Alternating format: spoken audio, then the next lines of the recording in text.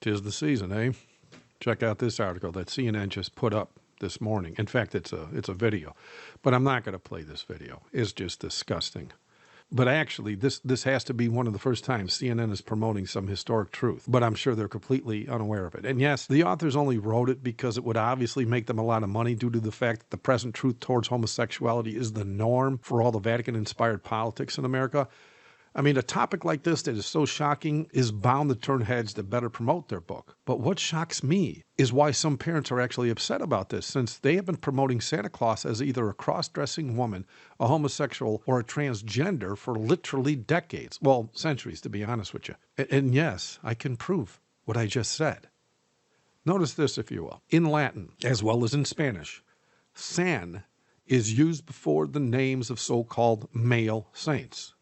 I mean, most have heard the names like San Juan, San Francisco, San Diego, or even San Jose, because many Catholic states seem to end up having cities named after them due to the Vatican's political control over such things. But notice this now. Whenever Santa precedes the name being used in such cities named after Catholic saints, it is only used before the names of female saints, such as Santa Maria, Santa Monica, Santa Barbara, or even Santa Anna. And so we can clearly see from the age-old and proper linguistic usage of these names and or titles, no one with common sense can doubt that San precedes the name of a man and Santa precedes the name of a woman. With that said, we can easily determine that the proper use of the name or title Santa Claus is female in gender. And this is why I stated CNN actually spoke of Santa's husband in a more truthful or linguistic manner than they even realized.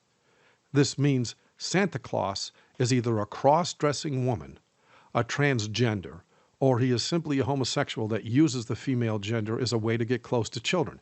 In any event, most alive today miss all this because next to no one knew what the prophet Daniel knew and declared thousands of years ago when speaking of the men leading the Church of Rome who invent these so-called saints. He stated in Daniel chapter 11, verse 37, "Neither shall he regard the God of his fathers, nor the desire of women, nor regard any God, for he shall magnify himself above all." And I've actually made a few videos about that, in fact.